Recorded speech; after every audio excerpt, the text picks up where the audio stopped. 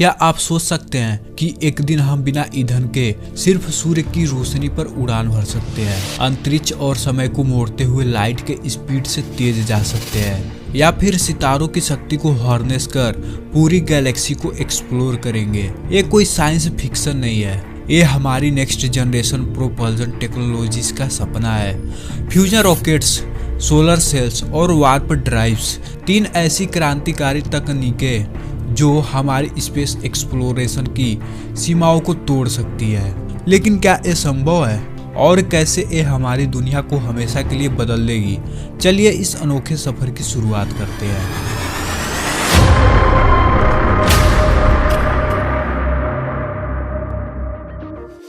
आइए सबसे पहले फ्यूजन रॉकेट पर नजर डालते हैं।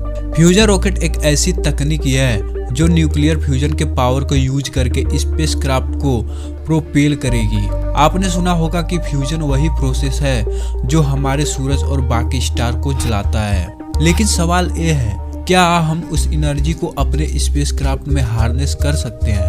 फ्यूजन में दो छोटे एटम्स जैसे हाइड्रोजन आइसोटोप्स एक साथ फ्यूज होते हैं और मैसिव एनर्जी रिलीज करते हैं। ये एनर्जी इतनी ज्यादा होती है कि इसे हार्नेस करके हम एक केमिकल रॉकेट से 1000 गुना ज्यादा एफिशिएंट प्रोपल्शन बना सकते हैं। फ्यूजन रॉकेट काम कैसे करेगा? हम ड्यूटेरियम और ट्राइटियम जैसे फ्यूल्स का इस्तेमाल करेंगे। इन फ्यूल्स को एक रिएक्टर में डालकर हाई टेम्परेचर और मैग्नेटिक फील्ड्स की मदद से प्लाज्मा में कन्वर्ट किया जाएगा। प्लाज्मा बेसिकली चार्ज पार्टिकल्स का एक सूप होता है। अब ये प्लाज्मा मैग्नेटिक नोजल्स के जरिए सुपर हाई स्पीड पर स्पेस में इजेक्ट किया जाएगा। ये प्रोसेस स्पेसक्राफ्ट को ट्रस्ट देगा, यानी उसे तेजी से आगे बढ़ाएगा। फ्यूजन रॉकेट्स की सबसे बड़ी खासियत है इनकी एफिशिएंसी। जबकि एक केमिकल रॉकेट का ISP सिर्फ 450 सेकेंड के आसपास होता है, फ्यूजन रॉकेट्स का ISP 1 लाख सेकेंड तक जा सकता है। मतलब फ्यूल कम लगेगा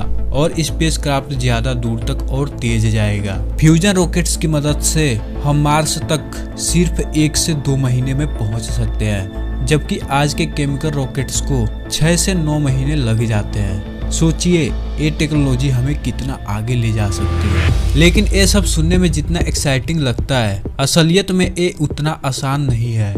फ्यूजन रॉकेट्स को प्रैक्टिकली बनाने के लिए हमें कई चैलेंजेस का सामना पड़ सकता है, जैसे कि प्लाज्मा को स्टेबलाइज करना, high temperatures 10 million degree Celsius से ज्यादा टेम्परेचर्स को हैंडल करना। इन चैलेंजेस को सॉल्व करने में करोड़ों डॉलर्स और दशकों की रिसर्च लग सकती है। लेकिन बड़ी बड़ी स्पेस एजेंसीज और प्राइवेट कंपनीज इस सपने को सच करने के लिए जी जान से जुटी हुई है। आज दुनिया भर में कई ऑर्गेनाइजेशन फ्यूजन प्रोपल्शन पर काम कर रही है, जैसे नासा का डायरेक्ट फ्यूजन ड्राइव कॉन्सेप्ट जो फ्यूचर मार्स मिशन के लिए डिजाइन किया गया है।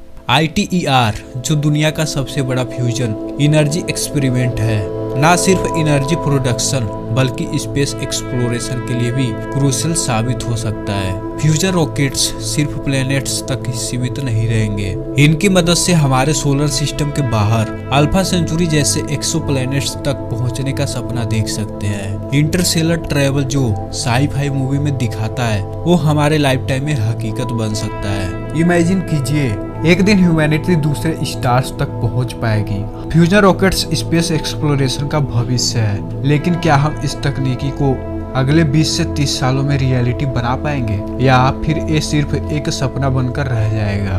फ्यूजन रॉकेट्स हमारे लाइफ टाइम में संभव होंगे? कमेंट में अपनी राय जरूर दें। दूसरा है हमारा सोलर सेल्स। सोलर सेल्स एक रेवोल्यूशनरी स्पेस प्रोपल्शन सिस्टम है जो सूरज की रोशनी का इस्तेमाल करके स्पेसक्राफ्ट को आगे बढ़ाता है। ये सेल्स बहुत पतली, हल्की और रिफ्लेक्टिव होती है, जो फोटॉन्स सूरज की रोशनी के छोटे छोटे पार्टिकल्स से पुश होकर स्पेसक्राफ्ट को थ्रस्ट देती है। आप सोच रहे होंगे कि फोटॉन्स से पुश कैसे मिल सकती है। मैं आपको सिंपल वर्ड में बताता हूँ। जब फोटॉन्स रिफ्लेक्टिव सरफेस से टकराते हैं तो वो अपनी एनर्जी और मोमेंटम ट्रांसफर करते हैं, जो स्पेसक्राफ्ट को एक्सेलरेट करता है। सोलर सेल्स का डिजाइन बेहद सिंपल और एलिगेंट है। ये बहुत बड़े और पतले रिफ्लेक्टिव मटेरियल से बने होते हैं, जैसे मैलार या काप्टन। इनकी सरफेस इतनी स्मूथ होती है कि ये मैक्सिमम सनलाइट को रिफ्लेक्ट कर सकते हैं। स्पेस में जब सोलर सेल्स एक अम्ब्रेला की तरह डिप्लॉय होती है। जब सूरज की रोशनी इन सेल्स पर पड़ती है तो वे स्पेसक्राफ्ट को धीरे धीरे एक्सेलरेट करना शुरू कर देती है। ये एक्सेलरेशन धीमी होती है लेकिन कांस्टेंट होती है, जिससे स्पेसक्राफ्ट लॉन्ग टर्म में भी बहुत तेज स्पीड हासिल कर सकता है। सोलर सेल्स के कई बड़े फायदे हैं। सबसे पहला है कि इसमें फ्यूल की जरूरत नहीं होती है। सोलर सेल्स सूरज की रोशनी का इस्तेमाल करती है, इसलिए इसे किसी भी तरह की फ्यूल की जरूरत नहीं होती। दूसरा है इन्फिनिटी एनर्जी सोर्स। जब तक सूरज की रोशनी है तब तक प्रोपल्जन है। तीसरा है कि यह कॉस्ट इफेक्टिव है। No fuel means lower mission cost और लाइट वेट स्पेसक्राफ्ट्स। चौथा है हाई स्पीड। लॉन्ग टर्म में सोलर सेल्स लाइट स्पीड के करीब तक एक्सेलरेट कर सकती है। सोलर सेल्स हमें इंटरस्टेलर ट्रैवल का सपना पूरा करने में मदद कर सकती है। अल्फा सेंचुरी तक पहुंचने के लिए यह सबसे प्रैक्टिकल और अफोर्डेबल विकल्प है। लेकिन हर टेक्नोलॉजी की तरह सोलर सेल्स के साथ भी कुछ चैलेंजेस है। पहला है large area requirement. Solar cells को बहुत बड़े आकार का होना चाहिए ताकि वो ज्यादा रोशनी कैप्चर कर सके। दूसरा है फ्रेगिलिटी। ये सेल्स बहुत पतले और नाजुक होते हैं, जिससे स्पेस डेब्रिस या माइक्रोमेटियोरॉइड्स इन्हें नुकसान पहुंचा सकते हैं। तीसरा है limited power in deep space. जैसे जैसे स्पेसक्राफ्ट सूरज से दूर जाता है, फोटॉन्स की डेंसिटी कम हो जाती है, जिससे थ्रस्ट कम हो जाती है। चौथा है प्रिसाइज कंट्रोल। सेल्स को सही डायरेक्शन में रखना और नेविगेशन करना एक बड़ा टेक्निकल चैलेंज है। इन चुनौतियों के बावजूद सोलर सेल्स पर काम जारी है और हमें उम्मीद है कि हम जल्दी इन इश्यूज को सॉल्व कर लेंगे। सोलर सेल्स का कॉन्सेप्ट अब सिर्फ थ्योरी नहीं है, कई मिशंस ने इसे सक्सेसफुली टेस्ट किया है। 2010 में जापान ने IKAROS नाम का पहला सोलर सेल्स मिशन लॉन्च किया था। इसने सोलर सेल्स की एफिशिएंसी को प्रूव किया और इंटरप्लैनेटरी ट्रैवल के लिए रास्ता खोला। प्लैनेटरी सोसाइटी का लाइट सेल प्रोजेक्ट एक क्राउड फंडेड मिशन है, जिसने दिखाया कि छोटे सैटेलाइट्स को भी सोलर सेल्स से प्रोपेल किया जा सकता है। भविष्य में नासा और ESA जैसे ऑर्गेनाइजेशंस बड़ी सोलर सेल मिशंस प्लान कर रही है, जिनमें एस्ट्रॉयड्स की एक्सप्लोरेशन और इंटरस्टेलर प्रोब्स शामिल है। सोलर सेल्स सिर्फ एक प्रोपल्जन टेक्नोलॉजी नहीं है, ये हमारी स्पेस एक्सप्लोरेशन की पूरी फिलॉसफी को बदल कर रख सकती है। ये टेक्नोलॉजी हमें प्लैनेट्स, एस्ट्रॉयड्स और यहाँ तक कि दूसरे स्टार सिस्टम तक पहुँचा सकती है। और सबसे बड़ी बात, ये सस्टेनेबल और कॉस्ट इफेक्टिव है, जो फ्यूचर जनरेशंस के लिए स्पेस एक्सप्लोरेशन को प्रैक्टिकल बना सकती है। तो क्या सोलर सेल्स हमारे स्पेस एक्सप्लोरेशन का भविष्य है? क्या ये टेक्नोलॉजी हमें दूसरे स्टार तक ले जा सकती है? और अगर हाँ, तो क्या हमें इसे अपनी जिंदगी में देख पाएंगे? कमेंट में अपनी राय जरूर बताएं। तीसरा है हमारा वार्प ड्राइव। वार्प ड्राइव एक ऐसी फ्यूचरिस्टिक प्रोपल्जन सिस्टम है जो लाइट स्पीड से भी तेज ट्रेवल करने का सपना सच कर सकती है। लेकिन ये काम कैसे करेगी? सिंपल वर्ड्स में कहे तो वार्प ड्राइव स्पेस और टाइम को बेंड करती है।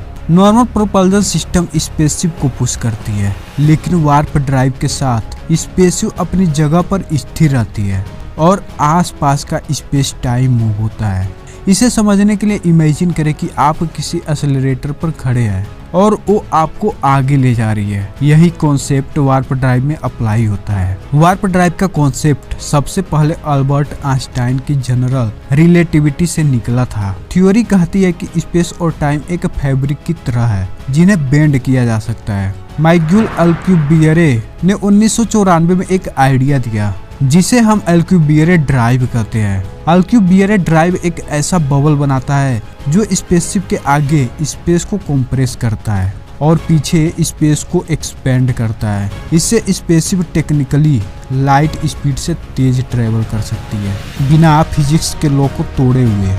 हमारी गैलेक्सी में सबसे नजदीकी स्टार सिस्टम प्रोक्सिमा सेंचुरी है। हमारी गैलेक्सी में सबसे नजदीक स्टार सिस्टम प्रोक्सिमा हमसे 4.24 लाइट ईयर्स दूर है। आज की रॉकेट से वहां पहुंचने में 70,000 साल लगेंगे, लेकिन वार्प ड्राइव के साथ ये सफर सिर्फ कुछ हफ्तों या महीनों में पूरा हो सकता है। वार्प ड्राइव की स्पीड अनइमेजिनेबल है। इससे इंटरस्टेलर ट्रेवल न सिर्फ मुमकिन बल्कि प्रैक्टिकल बन जाएगी। लेकिन जैसा सुनने में लगता है, वार्प ड्राइव उतना सिंपल नहीं है। इसे रियलिटी में बनाने में हमें कई साइंटिफिक और टेक्निकल चैलेंजेस को सॉल्व करना होगा। पहला, नेगेटिव एनर्जी। वार्प ड्राइव को चलाने के लिए नेगेटिव एनर्जी या एक्सोटिक मैटर की जरूरत होगी, जो अभी थ्योरेटिकल है। दूसरा, मैसिव एनर्जी रिक्वायरमेंट। एल्क्यूबेटर ड्राइव को थ्योरेटिकली चलाने के लिए जुपिटर जैसे प्लैनेट्स की पूरी एनर्जी चाहिए। तीसरा है कैजुअलिटी और time paradoxes. Warp drive space और टाइम के बीच ऐसे पैराडॉक्सेस क्रिएट करता है जो हमारे करंट फिजिक्स के समझ से बाहर है। चौथा है रेडिएशन रिस्क। वार्प बबल के अंदर हाई एनर्जी रेडिएशन एस्ट्रोनॉट्स के लिए खतरा बन सकती है। इन चैलेंजेस के चलते फिलहाल वार्प ड्राइव साइंस फिक्शन लगता है, लेकिन साइंस ने पहले भी नामुमकिन को मुमकिन बनाया है। नासा के हारोल्ड वाइट जैसे साइंटिस्ट एल्क्यूबेटर ड्राइव को प्रैक्टिकली बनाने पर काम कर रहे हैं। उन्होंने एनर्जी रिक्वायरमेंट्स को रिड्यूस करने के नए तरीके खोजे हैं। हालांकि अभी हम सिर्फ इनिशियल स्टेजेस में हैं, लेकिन ब्रेक थॉट्स होने लगे हैं। क्वांटम फिजिक्स और डार्क एनर्जी के बारे में हमारी समझ बढ़ने के साथ वार्प ड्राइव का सपना एक दिन सच हो सकता है। सोचिए, अगर वार्प ड्राइव मुमकिन हो जाए तो क्या होगा। दूसरे प्लैनेट्स पर इंसान बस्तियां बसाएगा, इंटरसेलर कॉलोनीज बनेंगी और शायद एलियन सिविलाइजेशन से कांटेक्ट भी मुमकिन होगा। वार्प ड्राइव सिर्फ टेक्नोलॉजी नहीं होगी, ये हमारी स्पीशीज के सर्वाइवल का जरिया बन सकती है। तो अब सवाल ये है, क्या वार्प ड्राइव हमारे समय में हकीकत बनेगा या ये हमेशा के लिए साइंस फिक्शन ही रहेगा? कमेंट में हमें बताइए कि आप क्या सोचते हैं। तो दोस्तों, हमारा वीडियो यहीं पर समाप्त होता है। अगर आपको ये वीडियो पसंद आया तो इसे लाइक करें, सब्सक्राइब करें और अपने दोस्तों के साथ शेयर करें। आने वाले वीडियो में हम और भी फ्यूचरिस्टिक टेक्नोलॉजीज को एक्सप्लोर करेंगे। तब तक के लिए stay curious, stay adventurous. Thank you so much.